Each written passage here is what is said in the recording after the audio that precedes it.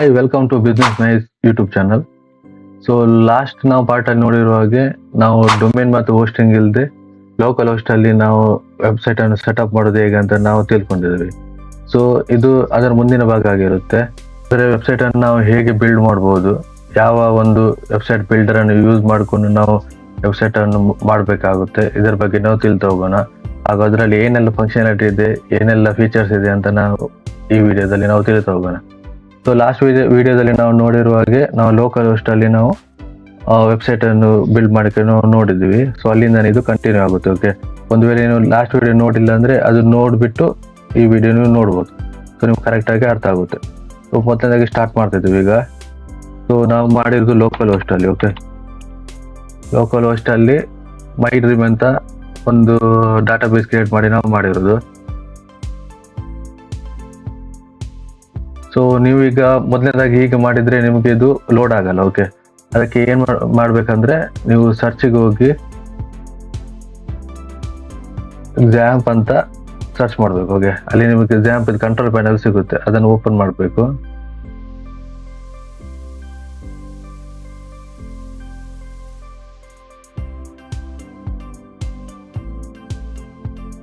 Open ಮಾಡಿದ್ಮೇಲೆ ನಿಮಗೆ ಈ ರೀತಿ ನಿಮಗೆ ವಿಂಡೋ ಕಾಣಲಿಕ್ಕೆ ಸಿಗುತ್ತೆ. ಇಲ್ಲಿ ಅಪಾಚಿ ಮತ್ತೆ MySQL ಅಂತ ಇದೆ ನೋಡಿ, ಅದನ್ನು ಸ್ಟಾರ್ಟ್ ಕೊಡ್ಬೇಕು ಎರಡಕ್ಕೂ. ಇದು ನೀವು ಏನಂದ್ರೆ ಬ್ಯಾಕ್ ಗ್ರೌಂಡ್ ಇಂದ ಸರ್ವರ್ ಅನ್ನು ನೀವು ಆನ್ ಮಾಡ್ತಿರೋದು. ಸೊ ಇದು ಆನ್ ಇದ್ರೆ ಮಾತ್ರ ನಿಮ್ದು ಫ್ರಂಟ್ ಹ್ಯಾಂಡ್ ಕೂಡ ಬ್ಯಾಕ್ ಹ್ಯಾಂಡ್ ಕೂಡ ನಿಮ್ಗೆ ಓಪನ್ ಆಗುತ್ತೆ. ಓಕೆ, ಇದನ್ನು ನಾವು ಮಿನಿಮೈಸ್ ಮಾಡಿದ್ರೆ ನಂತರ ಇದನ್ನು ನಾವು ರಿಫ್ರೆಶ್ ಮಾಡಿದ್ರೆ ಆಯ್ತು.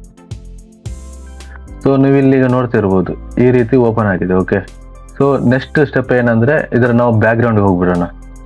ಅದು ಹೇಗೆ ಅಂದ್ರೆ ಲೋಕಲ್ ಹೋಸ್ಟ್ / ಮೈ ಡ್ರೀಮ್ ಯಾವತ್ತೂ ಕೂಡ ಅಷ್ಟೇ, ಬ್ಯಾಕ್ ಗ್ರೌಂಡ್ ಓಪನ್ ಮಾಡ್ಬೇಕಾದ್ರೆ WP-admin ಅಂತ ಆಗ್ತಾರೆ. ಸೊ ಇದನ್ನು ನಾವು ಎಂಟರ್ ಮಾಡಬೇಕು. ಸೊ ನಿಮಗೆ ಈ ರೀತಿ ನಿಮಗೆ ಕಾಣಲಿಕ್ಕೆ ಸಿಗುತ್ತೆ. ಇಲ್ಲಿ ಯೂಸರ್ ನೇಮ್ ಹಾಕ್ಲಿಕ್ಕೆ ಬರುತ್ತೆ, ಪಾಸ್ವರ್ಡ್ ಹಾಕ್ಲಿಕ್ಕೆ ಬರುತ್ತೆ. ನಂದು ಯೂಸರ್ ನೇಮ್ ನಾನು ಮೊನ್ನೆ ಕ್ರಿಯೇಟ್ ಮಾಡಿರೋದು ಮೈ ಡ್ರೀಮ್ ಅಂತ ನಾನು ಯೂಸರ್ ನೇಮ್ ಕ್ರಿಯೇಟ್ ಮಾಡಿರೋದು, ಹಾಗೂ ಮೈ ಡ್ರೀಮ್ 1 2 3 ಅಂತ ನಾನು ಕ್ರಿಯೇಟ್ ಮಾಡಿರೋದು. ಸೊ ಇದನ್ನು ನಾನೀಗ ಲಾಗಿನ್ ಮಾಡ್ತಾ ಇದ್ದೀನಿ. ಸೊ ನೀವು ಇಲ್ಲಿ ನೋಡ್ತಿರ್ಬೋದು ನಮ್ದು ಬ್ಯಾಕ್ ಎಂಡ್ ನಮ್ದು ವೆಬ್ಸೈಟ್ ಇದು ಓಪನ್ ಆಗಿದೆ. ಓಕೆ, ಸೊ ಮೊದಲನೇದಾಗಿ ಈಗ ಒಂದು ವೆಬ್ಸೈಟ್ ಹೇಗಿರುತ್ತೆ ಅಂತ ಒಂದು ಸರ್ಚ್ ಮಾಡಿ ನೋಡೋಣ. ಒಂದು ನಾರ್ಮಲ್ ಆಗಿ ನಾನೊಂದು ಸರ್ಚ್ ಮಾಡ್ತಿದ್ದೀನಿ ಈಗ.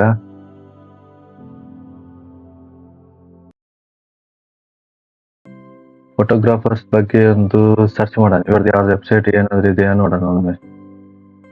ಓಕೆ,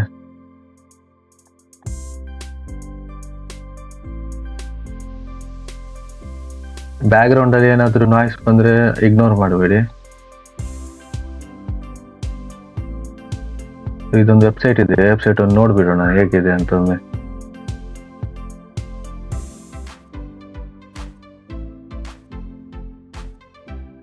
ಇದು ಅಷ್ಟು ಕರೆಕ್ಟ್ ಆಗಿಲ್ಲ, ಬೇರೆ ನಾವು ನೋಡ್ತಾ ಹೋಗೋಣ ಯಾವ್ದಾದ್ರು ವೆಬ್ಸೈಟ್ ಇದೆ ಅಂತ. ಯಾಕಂದ್ರೆ ಏನೆಲ್ಲ ಇರುತ್ತೆ ಅಂತ ಒಮ್ಮೆ ಜಸ್ಟ್ ಒಂದು ನೋಡ್ತಾ ಹೋಗೋಣ. ಓಕೆ, ನೀವು ಇಲ್ಲಿ ನೋಡ್ತಿರ್ಬೋದು ಒಂದು ವೆಬ್ಸೈಟ್ ಓಪನ್ ಆಗಿದೆ, ಒಂದು ಫೋಟೋಗ್ರಾಫರ್ ಇದು. ಇಲ್ಲಿ ನೋಡಿ ಈ ಸೈಡ್ ನಿಮ್ದು ಲೋಗೋ ಬರುತ್ತೆ, ಇದು ಲೆಫ್ಟ್ ಸೈಡ್. ಓಕೆ, ಇದು ನಿಮ್ದು ಮೆನುಸ್ ಬರುತ್ತೆ. ಓಕೆ, ಮೆನು ಏನಂದ್ರೆ ಮೆನು ಒಳಗೆ ಕೂಡ ಮೆನುಸ್ ಇರುತ್ತೆ, ಬಟ್ ಇದು ಡೈರೆಕ್ಟ್ ಆಗಿ ಮೆನು ಕೊಟ್ಟಿದ್ದಾರೆ. ಇದೆಲ್ಲ ಬಾಡಿ ಆಗಿರುತ್ತೆ. ಓಕೆ, ಇದೆಲ್ಲ ಬಾಡಿ. ಇದು ಮೇಲ್ ನೋಡಿ, ಇದು ಹೆಡರ್, ಇದು ಬಾಡಿ, ಇದು ಕೆಳಗೆ ಉಂಟಲ್ಲ ಇದು ಫೂಟರ್ ಅಂತ ಹೇಳ್ತಾರೆ. ಓಕೆ, ಪ್ರತಿಯೊಂದು ವೆಬ್ಸೈಟ್ ಅಲ್ಲಿ 3 ಪಾರ್ಟ್ ಇರೋದು, ಒಂದು ಹೆಡರ್, ಒಂದು ಬಾಡಿ, ಒಂದು ಫೂಟರ್. ಫೂಟರ್ ಅಲ್ಲಿ ನೀವು ಎಷ್ಟು ಕೂಡ ಮಾಡ್ಬೋದು, ಕೆಳಗೊಂದು ಕೂಡ ಫೂಟರ್ ಮಾಡ್ಬೋದು, ಮೇಲ್ಗಡೆ ಒಂದು ಫೂಟರ್ ಮಾಡ್ಬೋದು, ನೆಕ್ಸ್ಟ್ ಬಾಡಿ ಇರೋದು. ಓಕೆ, ಆಮೇಲೆ ಇಲ್ಲಿ ಮೆನುಸ್ ಇರುತ್ತೆ, ಇದು ಸಪ್ರೇಟ್ ಒಂದು ಪೇಜ್ ಆಗಿರುತ್ತೆ. ನಿಮ್ದು ಏನಿದೆ ನೀವು ನೋಡ್ತಿದ್ದೀರೋ ನೋಡಿ, ಇದೆಲ್ಲ ಕ್ರಿಯೇಟ್ ಆಗಿರೋದು ಬ್ಯಾಕ್ ಗ್ರೌಂಡ್ ಇಂದ. ಓಕೆ, ಸೊ ಇದು ನಿಮ್ಗೆ ಅರ್ಥ ಆಗಿದೆ ಅಂತ ನಾನು ಅನ್ಕೊಳ್ತೀನಿ. ಇದು ವೆಬ್ಸೈಟ್ ಇದು ಬ್ಯಾಕ್ ಎಂಡ್ ನಾವು ಬರ್ತೀವಿ. ಇಲ್ಲಿ ನಾವು ನೋಡೋಣ ಯಾವುದು ವೆಬ್ಸೈಟ್ ಬಿಲ್ಡರ್ ನಾವು ಯೂಸ್ ಮಾಡಬೇಕಾಗುತ್ತೆ ಯಾವುದಂತ ನಾವು ಇಲ್ಲಿ ನೋಡ್ತಾ ಹೋಗೋಣ. ಓಕೆ, ಇದೆಲ್ಲ ಆಲ್ರೆಡಿ ಇನ್ಸ್ಟಾಲ್ ಮಾಡಿ ಇಟ್ಟಿದ್ದೀವಿ. ಸೊ ಅದು ಮೊದಲನೇದಾಗಿ ಇದನ್ನೆಲ್ಲ ಡಿಲೀಟ್ ಮಾಡಿಬಿಡೋಣ. ಸೊ ನಾವು ಬ್ಯಾಕ್ ಗ್ರೌಂಡ್ ಬಂದ ಮೇಲೆ ನಾವು ಇಲ್ಲಿ ಪ್ಲಗಿನ್ಸ್ ಅಂತ ಆಪ್ಷನ್ ಇರುತ್ತೆ, ಅಲ್ಲಿಗೆ ಹೋಗಿ ಆಡ್ ನ್ಯೂ ಪ್ಲಗಿನ್ಸ್ ಅಂತ ನಾವು ಕೊಡಬೇಕು. ಸೊ ಇಲ್ಲಿ ನಾವು ಸರ್ಚ್ ಮಾಡಬೇಕಾಗಿರೋದು ಎಲಿಮೆಂಟರ್. ಯಾಕೆಂದ್ರೆ ನಾವಿಲ್ಲಿ ವೆಬ್ಸೈಟ್ ಕ್ರಿಯೇಟ್ ಮಾಡಲಿಕ್ಕೆ ಯೂಸ್ ಮಾಡ್ತಿರೋದು ಪ್ಲಗಿನ್ಸ್ ಯಾವುದಂದ್ರೆ ಅದು ಎಲಿಮೆಂಟರ್ ಆಗಿರುತ್ತೆ. ಸೊ ನೀವು ಕೇಳ್ಬೋದು ಎಲಿಮೆಂಟರ್ ಬಿಟ್ರೆ ಬೇರೆ ಯಾವುದು ಕೂಡ ಇಲ್ವಾ ವೆಬ್ಸೈಟ್ ಬಿಲ್ಡ್ ಮಾಡೋಕೆ? ತುಂಬಾ ಇರುತ್ತೆ. WP ಬೇಕರಿ ಅಂತ ಒಂದಿದೆ, ಅದು ಈಗ ಬಂದು ಪೇಯ್ಡ್ ಆಗಿದೆ, ಅದು ಆಪ್ಷನ್ ಕೂಡ ಇಲ್ಲಿ ಕೆಲವೊಮ್ಮೆ ತೋರಿಸಲ್ಲ. ಓಕೆ, ಸೊ ನಮ್ಗೆ ಇಲ್ಲಿ ಬೇಕಾಗಿರೋದು ಎಲಿಮೆಂಟರ್. ಸೊ ನಾವು ಎಲಿಮೆಂಟರ್ ಅನ್ನು ಏನ್ ಮಾಡ್ತೀವಿ ಅಂದ್ರೆ ನಾವು ಇನ್ಸ್ಟಾಲ್ ಮಾಡ್ಕೊಳ್ತೀವಿ. ಇಲ್ಲಿ ಎಲಿಮೆಂಟರ್ ಇನ್ಸ್ಟಾಲ್ ಮಾಡೋ ಮೊದಲು ನಾವು ನೋಡ್ಬೇಕು, ಇಲ್ಲಿ byelementor.com ಅಂತಿದೆ, ನಾವು ಇದನ್ನೇ ಇನ್ಸ್ಟಾಲ್ ಮಾಡ್ಬೇಕಾಗುತ್ತೆ. ಸೊ ಇದರ ರಿಲೇಟೆಡ್ ಎಲಿಮೆಂಟರ್ ಹೆಡರ್ ಫುಟರ್ ಇರುತ್ತೆ, ಎಸೆನ್ಷಿಯಲ್ ಆಡ್ ಆನ್ಸ್ ಇರುತ್ತೆ, ರಾಯಲ್ ಎಲಿಮೆಂಟ್ ಆಡ್ ಆನ್ಸ್ ಇರುತ್ತೆ. ಇದೆಲ್ಲ ಅದರದ್ದೇ ಏನ್ ಹೇಳ್ತೀರಾ ಅಂದ್ರೆ ಅದಕ್ಕೆ ಬೇಕಾಗಿರೋದು ಆಡ್ ಆನ್ಸ್ ಯಾವ್ದೆಲ್ಲ ಮಾಡ್ಬೋದು ವೆಬ್ಸೈಟ್ಗೆ, ಸೊ ಅದೆಲ್ಲ ಇಲ್ಲಿ ತೋರಿಸುತ್ತೆ. ಬಟ್ ನಮಗೆ ಇಲ್ಲಿ ಬೇಕಾಗಿರೋದು ಎಲಿಮೆಂಟರ್. ಇದು ಫ್ರೀ ಆಗಿರುತ್ತೆ. ಫ್ರೀ ಅಂದ್ರೆ ನಿಮಗೆ ಪ್ರಾಕ್ಟೀಸ್ ಎಲ್ಲ ಮಾಡ್ಲಿಕ್ಕೆ ಇದು ಫ್ರೀ ಆಗಿರುತ್ತೆ, ಏನು ಪೇಮೆಂಟ್ ಮಾಡ್ಬೇಕಂತಿಲ್ಲ. ಅಂದ್ರೆ ಫ್ಯೂಚರ್ ಅಲ್ಲಿ ನಿಮ್ಗೆ ಯಾವ ಆರ್ಡರ್ ಏನಾದ್ರು ಸಿಕ್ಕಿದ್ರೆ ವೆಬ್ಸೈಟ್ ಮಾಡ್ಲಿಕ್ಕೆ, ಸೊ ಆಗ ನೀವು ಎಲಿಮೆಂಟರ್ ಪ್ರೋ ನೀವು ಯೂಸ್ ಮಾಡ್ಬೇಕಾಗುತ್ತೆ. ಯಾಕಂದ್ರೆ ಅದರಲ್ಲಿ ಫೀಚರ್ಸ್ ತುಂಬಾ ನಿಮ್ಗೆ ಡಿಸ್ಪ್ಲೇ ಆಗ್ತಾ ಹೋಗುತ್ತೆ. ಸೊ ಪ್ರಾಕ್ಟೀಸ್ಗೋಸ್ಕರ ನಾವು ಎಲಿಮೆಂಟರ್ ಫ್ರೀ ಆಗಿ ಯೂಸ್ ಮಾಡ್ಬೋದು. ಓಕೆ, ಸೊ ಈಗ ಇನ್ಸ್ಟಾಲ್ ಆಗಿದೆ. ಈಗ ನಾವು ಇದನ್ನು ಆಕ್ಟಿವೇಟ್ ಮಾಡ್ತಿದ್ದೀವಿ. ಸೊ ಇಲ್ಲಿ ನೀವು ನೋಡ್ತಿರ್ಬೋದು ಎಲಿಮೆಂಟರ್ ಈಗ ನಮ್ದು ಬ್ಯಾಕ್ಗ್ರೌಂಡ್ ಅಲ್ಲಿ ಪ್ಲಗಿನ್ಸ್ ಅಲ್ಲಿ ಇನ್ಸ್ಟಾಲ್ ಮಾಡಿದ್ವಿ. ಈಗ ಏನಂದ್ರೆ ಪೇಜಸ್ ಒಂದು ಮಾಡಿಬಿಡೋಣ. ನಾವೊಂದು ಟೆಸ್ಟ್ಗೆ ಮಾಡ್ತಿದ್ದೀವಿ ಯಾವ ರೀತಿ ಇರುತ್ತೆ ಅಂತ. ಒಂದು ಡೆಮೋ ಒಂದು ಪೇಜ್ ನಾನು ಕ್ರಿಯೇಟ್ ಮಾಡ್ತಿದ್ದೀನಿ. ಆ್ಯಡ್ ನ್ಯೂ ಪೇಜ್ ಅಂತ ಕೊಟ್ಟು ಇಲ್ಲಿ ನೀವು ಟೈಟಲ್ ಹಾಕ್ಲಿಕ್ಕೆ ಬರುತ್ತೆ. ಸೊ ಒಂದು ನಾನು ಡೆಮೋ ಅಂತಾನೆ ನಾನು ಮಾಡ್ತೀನಿ. ಓಕೆ, ನಂತರ ಏನಂದ್ರೆ ಇಲ್ಲಿ ಪಬ್ಲಿಷ್ ಅಂತ ಇರುತ್ತೆ ನೋಡಿ, ಇದಕ್ಕೆ ಕ್ಲಿಕ್ ಮಾಡಿ ನಾನು ಪಬ್ಲಿಷ್ ಮಾಡ್ತೀನಿ ನಾನು. ಸೊ ಇದು ಪೇಜ್ ಇಲ್ಲಿ ಕ್ರಿಯೇಟ್ ಆಗಿದೆ. ಓಕೆ, ವ್ಯೂ ಹೇಗಿದೆ ಅಂತ ಒಮ್ಮೆ ನೋಡೋಣ. ಸೊ ಈ ರೀತಿ ನಿಮಗೆ ಕಾಣಲಿಕ್ಕೆ ಸಿಗುತ್ತೆ. ಇದೊಂದು ಪೇಜ್ ಬಟ್ ಈ ರೀತಿ ಕಾಣ್ತಾ ಇದೆ. ಓಕೆ, ಇದು ಏನು ಡಿಸೈನ್ ಎಲ್ಲ ಏನು ಆಗಲಿಲ್ಲ. ಸೊ ಈಗ ಕಾಣ್ತಿದೆ. ಸೊ ಅದಕ್ಕಿಂತ ಮೊದಲು ನಾವು ಏನು ಮಾಡ್ಬೇಕಂದ್ರೆ ಬ್ಯಾಕ್ಗ್ರೌಂಡಿಗೆ ಹೋಗಿ ಅಲ್ಲಿ ನಿಮ್ಗೆ ಅಪಿಯರೆನ್ಸ್ ಅಲ್ಲಿ ಥೀಮ್ಸ್ ಅಂತ ಸಿಗುತ್ತೆ ನೋಡಿ, ಥೀಮ್ಸ್ಗೆ ಕ್ಲಿಕ್ ಮಾಡಬೇಕು. ಇಲ್ಲಿ ಆಲ್ರೆಡಿ ಇದು 2020 ಒಂದು ಥೀಮ್ ಇನ್ಸ್ಟಾಲ್ ಮಾಡಿದೆ. ಬಟ್ ನಾನು ಏನಂದ್ರೆ ಇಲ್ಲಿ ಆಸ್ಟ್ರಾ ಥೀಮ್ ಅಂತಿದೆ ನೋಡಿ, ಅದನ್ನು ನಾನು ಆಕ್ಟಿವೇಟ್ ಮಾಡ್ತೀನಿ. ಈಗ ಇದು ಸರ್ಚ್ ಮಾಡಿದ್ರೆ ನಿಮಗೆ ಸಿಕ್ಬಿಡುತ್ತೆ. ಓಕೆ, ಆಸ್ಟ್ರಾ ಅಂತ ನೀವು ಸರ್ಚ್ ಮಾಡಿದ್ರೆ ನೀವು ಸಿಕ್ಬಿಡುತ್ತೆ. ಇದು ಲೈಟ್ ವೈಟ್ ಥೀಮ್ ಆಗಿದೆ. ಸೊ ಅದಕ್ಕಾಗಿ ನಾನು ಇನ್ಸ್ಟಾಲ್ ಮಾಡ್ತಾ ಇದ್ದೀನಿ. ಈಗ ಏನಂದ್ರೆ ಯಾವತ್ತೂ ಕೂಡ ಅಷ್ಟೇ ವೆಬ್ಸೈಟ್ ಮಾಡುವಾಗ ನಿಮ್ಮ ಅಪಿಯರೆನ್ಸ್ ಅಲ್ಲಿ ಥೀಮ್ಸ್ ಅಲ್ಲಿ ಜಾಸ್ತಿ ಡಿಫಾಲ್ಟ್ ಆಗಿ ಥೀಮ್ಸ್ ಅಲ್ಲಿ ಬಂದಿರುತ್ತೆ, ಅದನ್ನೆಲ್ಲ ನಾವು ಡಿಲೀಟ್ ಮಾಡ್ತಾ ಹೋಗ್ಬೇಕು. ಯಾಕೆ ಒಂದು ವೇಳೆ ನೀವು ಮಾಡಲಿಲ್ಲ ಅಂದ್ರೆ ಪೇಜ್ ಲೋಡ್ ಆಗುವಾಗೆಲ್ಲ ಸ್ವಲ್ಪ ಪ್ರಾಬ್ಲಮ್ ಆಗುತ್ತೆ. ಸೊ ಅದಕ್ಕಾಗಿ ನಾನು ಡಿಲೀಟ್ ಮಾಡಿದ್ದೀನಿ. ಈಗ ಆ ಥರ ಏನಿದೆ ಥೀಮ್ಸ್ ಇದು ನಾನು ಈಗ ಇನ್ಸ್ಟಾಲ್ ಮಾಡಿದ್ದೀನಿ. ಈಗ ಜಸ್ಟ್ ಇದೊಂದು ರಿಫ್ರೆಶ್ ಮಾಡ್ತೀನಿ. ಈಗ ನೋಡಿ ಏನಾಗುತ್ತೆ ಅಂತ.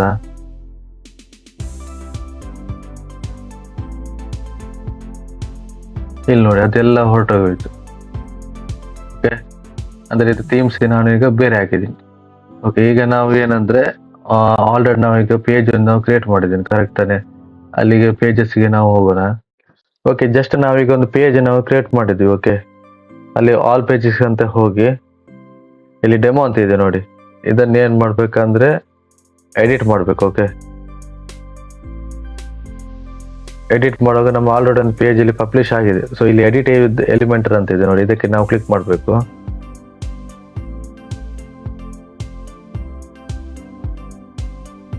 ಸೊ ಎಡಿಟ್ ವಿತ್ ಎಲಿಮೆಂಟರ್ ಅಂತ ಬರುವಾಗ ನಮಗೆ ಈ ರೀತಿ ನಮಗೆ ಕಾಣಲಿಕ್ಕೆ ಸಿಗುತ್ತೆ. ಓಕೆ, ಸೊ ಈ ರೀತಿ ನಿಮಗೆ ಆಪ್ಷನ್ ಕೂಡ ನಿಮಗೆ ಸಿಕ್ಬಿಡುತ್ತೆ.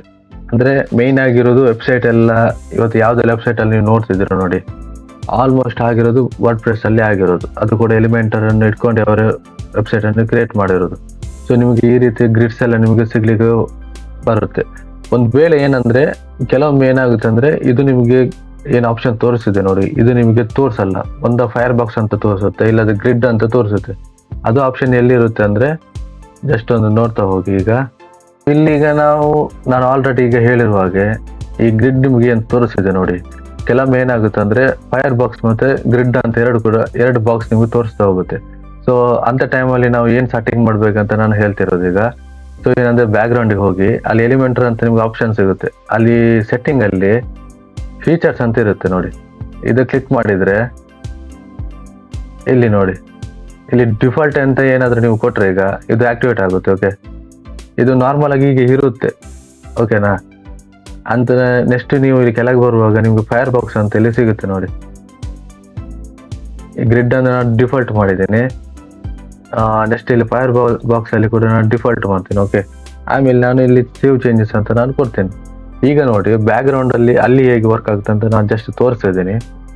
ಒಂದು ವೇಳೆ ನೀವು ಮಾಡುವಾಗ ನಿಮ್ಗೆ ಈ ರೀತಿ ಕೂಡ ಬರ್ಬೋದು. ಈಗ ನಾನು ಇದನ್ನು ರಿಫ್ರೆಶ್ ಮಾಡ್ತಾ ಇದ್ದೀನಿ.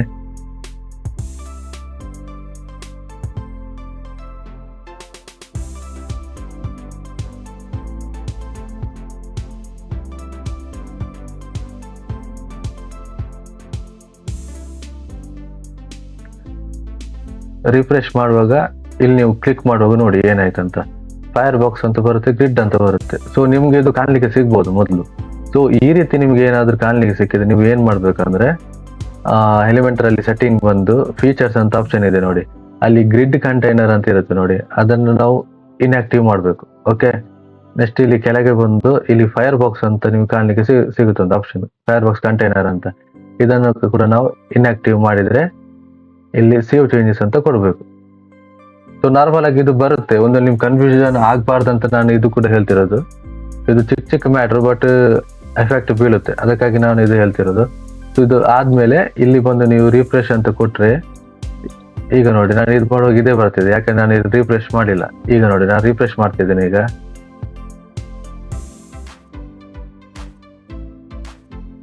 ಸೊ ಇಲ್ಲಿ ರಿಫ್ರೆಶ್ ಮಾಡಿದ್ಮೇಲೆ ಇಲ್ಲಿ ನೀವು ನೋಡ್ತಿರ್ಬೋದು, ಈಗ ಮಾಡುವಾಗ ನೋಡಿ ಕರೆಕ್ಟ್ ಆಗಿ ಬಂತು. ಸೊ ಇದೇ ಆಪ್ಷನ್ ಅಲ್ಲಿ ನೀವು ಮಾಡಿ, ಅಂದ್ರೆ ಇದು ಸ್ವಲ್ಪ ಈಸಿ ಆಗಿರುತ್ತೆ. ಕಂಟೈನರ್ ಎಲ್ಲ ಯೂಸ್ ಮಾಡಿದ್ರೆ ಸ್ವಲ್ಪ ಕನ್ಫ್ಯೂಷನ್ ಜಾಸ್ತಿ ಆಗುತ್ತೆ.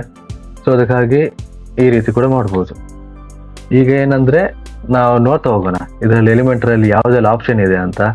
ಇಲ್ಲಿ ನೀವು ನೋಡ್ತಿದ್ದೆ ನೋಡಿ, ಒಂದು ಸಿಂಗಲ್ ಇದೆ, ಇದು ಡಬಲ್ ಇದೆ, ಇದು ಟ್ರಿಬಲ್ ಇದೆ, ಇದು 4 ಇದೆ. ಸೊ ಈ ರೀತಿ ಸಪ್ರೇಟ್ ಇರುತ್ತೆ. ಅಂದ್ರೆ ನಿಮ್ಗೆ ಯಾವ ರೀತಿ ಕಾಲಮ್ ಬೇಕು, ಯಾವ ರೀತಿ ಸೆಕ್ಷನ್ ಬೇಕಂತ ನೀವು ಸೆಲೆಕ್ಟ್ ಮಾಡಿ ನೀವು ಮಾಡ್ಕೋಬಹುದು. ಸೊ ಎಕ್ಸಾಂಪಲ್ ನಾನೀಗ ಜಸ್ಟ್ 1 by 1 ನಾನು ಹೇಳ್ತಾ ಹೋಗ್ತೀನಿ, ಆಮೇಲೆ ನೀವು ಪ್ರಾಕ್ಟೀಸ್ ಮಾಡ್ತಾ ಹೋಗಿ. ಯಾಕಂದ್ರೆ ಎಲ್ಲ ಇರೋದು ಇದರಲ್ಲಿ. ಓಕೆ, ನಿಮ್ದು ಏನು ವೆಬ್ಸೈಟ್ ಡಿಸೈನ್ ಆಗುತ್ತೆ ನೋಡಿ, ಎಲ್ಲ ಇರೋದು ಇದರಲ್ಲಿ ಕೆಲವೊಂದು ಪ್ರೋ ವರ್ಷನ್ ಇದೆ, ಅದು ನಾವೀಗ ಫ್ರೀ ಆಗಿ ಮಾಡ್ತಿರೋದ್ರಿಂದ ನಮಗೆ ಅದು ಆಪ್ಷನ್ ಕಾಣಲಿಕ್ಕೆ ಸಿಗಲ್ಲ, ಅಪ್ಗ್ರೇಡ್ ಮಾಡ್ಬೇಕಾಗುತ್ತೆ.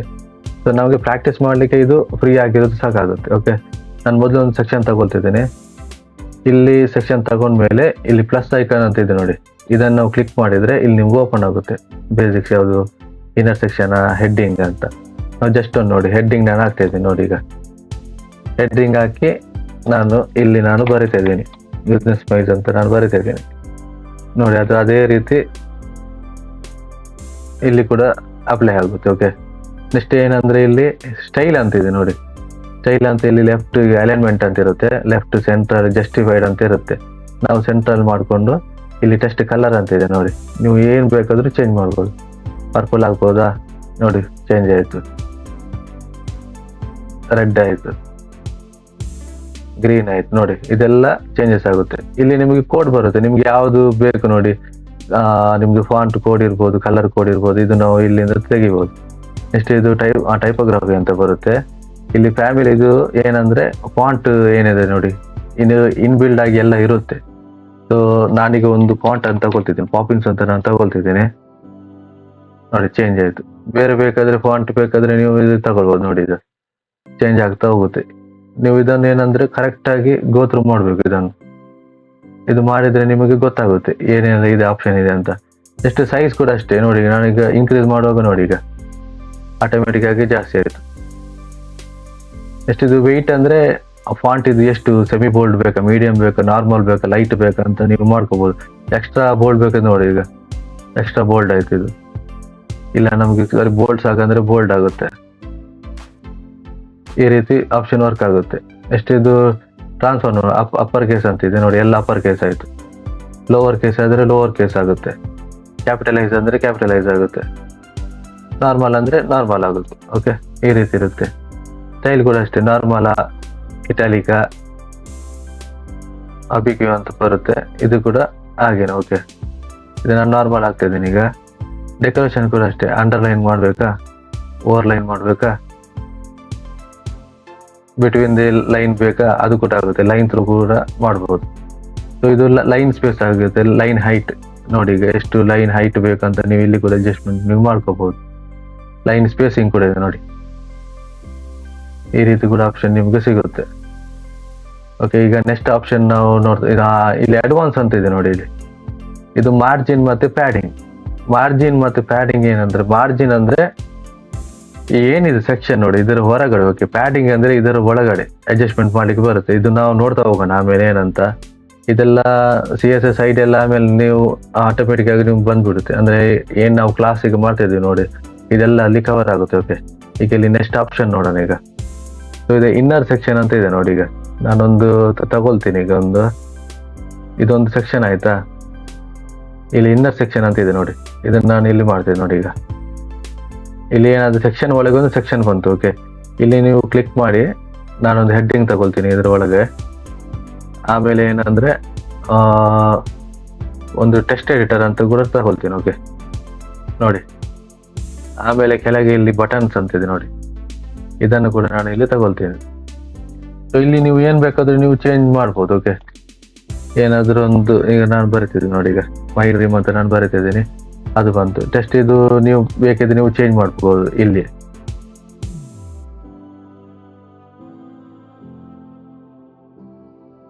ಅದು ಕೂಡ ಚೇಂಜ್ ಆಯ್ತು ನೋಡಿ ಈಗ. ನೆಕ್ಸ್ಟ್ ಇದು ಬಟನ್. ಓಕೆ, ಇಲ್ಲಿ ಬಟನ್ ಕ್ಲಿಕ್ ಮಾಡಿದ್ರೆ ಇಲ್ಲಿ ನಿಮ್ಗೆ ಬರುತ್ತೆ ಕ್ಲಿಕ್ ಹಿಯರ್ ಡೌನ್ಲೋಡ್ ನೋ. ನಾನು ಡೌನ್ಲೋಡ್ ನೋ ಅಂತ ಬರೀತೀನಿ ನೋಡಿ, ಚೇಂಜ್ ಆಯ್ತು ಇದು. ಆಮೇಲೆ ಇಲ್ಲಿ ಏನಂದ್ರೆ ಲಿಂಕ್ ಏನಾದ್ರು ಕೊಡ್ಬೇಕಿದ್ರೆ ಇಲ್ಲಿ ಡೌನ್ಲೋಡ್ ಅಂತ ಲಿಂಕ್ ಕೊಡ್ಬೇಕು, ಇಲ್ಲಿ ಲಿಂಕ್ ಹಾಕಿದ್ರೆ ಆಯ್ತು, ಅದು ಕೂಡ ಬರುತ್ತೆ. ನೆಕ್ಸ್ಟ್ ಇಲ್ಲಿ ಸ್ಟೈಲ್ಗೆ ಹೋಗಿ ಇಲ್ಲಿ ನೋಡಿ ಕಲರ್ ಏನಿದೆ ಈಗ ಗ್ರೀನ್ ಇದೆ. ಓಕೆ, ನಾನು ಇದನ್ನು ಬ್ಲ್ಯಾಕ್ ಮಾಡಿದ್ರೆ ಏನಾಗುತ್ತೆ ನೋಡಿ, ನೋಡಿ ಎಲ್ಲ ಬ್ಲ್ಯಾಕ್ ಆಯ್ತು. ಆಮೇಲೆ ರೇಡಿಯಸ್ ಅಂತ ಇದೆ, ಬಾರ್ಡರ್ ರೇಡಿಯಸ್ ಅಂತ, ಇದನ್ನು ಕೂಡ ಅಷ್ಟೇ ಇದು ಮಾಡಿದ್ರೆ ನೋಡಿ ಹೇಗೆ ಚೇಂಜ್ ಆಯ್ತು ಅಂತ. ಸೊ ಇಷ್ಟೇ ಇರೋದು, ಒನ್ ಬೈ ಒಂದು ನಮ್ಗೆ ಗೊತ್ತಾಗುತ್ತೆ ಹೋಗುತ್ತೆ. ಇಲ್ಲಿ ನಾನೊಂದು ಇಮೇಜ್ ಅಂತ ಇಲ್ಲಿ ಆಪ್ಷನ್ ಇದೆ ನೋಡಿ, ಇಮೇಜ್ ಅನ್ನು ನಾನು ಇಲ್ಲಿ ಮಾಡ್ತೇನೆ. ಇಮೇಜ್ ಮಾಡಿದ್ಮೇಲೆ ನಾನೊಂದು ಇಲ್ಲಿ ಚೂಸ್ ಮಾಡ್ತೀನಿ ನೋಡಿ ಇಮೇಜ್.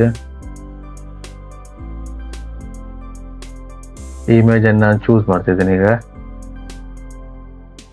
ನೋಡಿ, ಈ ರೀತಿ ಬಂತು ನೋಡಿ. ಒಂದಲ್ಲಿ ಅಲೈನ್ಮೆಂಟ್ ಎಲ್ಲ ಕರೆಕ್ಟ್ ಮಾಡ್ಬೇಕಾದ್ರೆ ಅದು ಆಗುತ್ತೆ, ಅಲ್ಲಿ ಕೂಡ ಆಗುತ್ತೆ. ಓಕೆ, ಅಲೈನ್ಮೆಂಟ್ ಅನ್ನು ಕರೆಕ್ಟ್ ಮಾಡಿದ್ರೆ ಆಯ್ತು ನೋಡಿ, ಈ ರೀತಿ ಕೂಡ ಮಾಡ್ಲಿಕ್ಕೆ ಆಗುತ್ತೆ. ಇದು ಜಸ್ಟ್ ಒಂದು ಎಕ್ಸಾಂಪಲ್ ತೋರಿಸಿದ್ದೀನಿ ಯಾವ್ದೆಲ್ಲ ಆಪ್ಷನ್ ನಿಮಗೆ ಇದರಲ್ಲಿ ಸಿಗುತ್ತೆ ಅಂತ. ಈಗ ನೆಕ್ಸ್ಟ್ ಆಪ್ಷನ್ಗೆ ನಾವು ಹೋಗ್ಬಿಡೋಣ. ಈಗ ನೆಕ್ಸ್ಟ್ ಆಪ್ಷನ್ ಯಾವ್ದಂದ್ರೆ ಇಲ್ಲಿ ವಿಡಿಯೋಸ್ ಅಂತ ಇದೆ ನೋಡಿ, ಇದನ್ನ ನಾವು ಇಲ್ಲಿ ಎಂಟರ್ ಮಾಡಿದ್ರೆ ಎಂಬೆಡ್ ಮಾಡಿದ್ರೆ ಇದು ಯೂಟ್ಯೂಬ್ ಯಾವ್ದೆಲ್ಲ ಸೋರ್ಸ್ ಇದೆ ನೋಡಿ, ಈಮೋ ಅಂತ ಒಂದು ಅಪ್ಲಿಕೇಶನ್ ಇದೆ, ಅಲ್ಲಿಂದ ಕೂಡ ನಮಗೆ ತೆಗಿಲಿಕ್ಕೆ ಆಗುತ್ತೆ.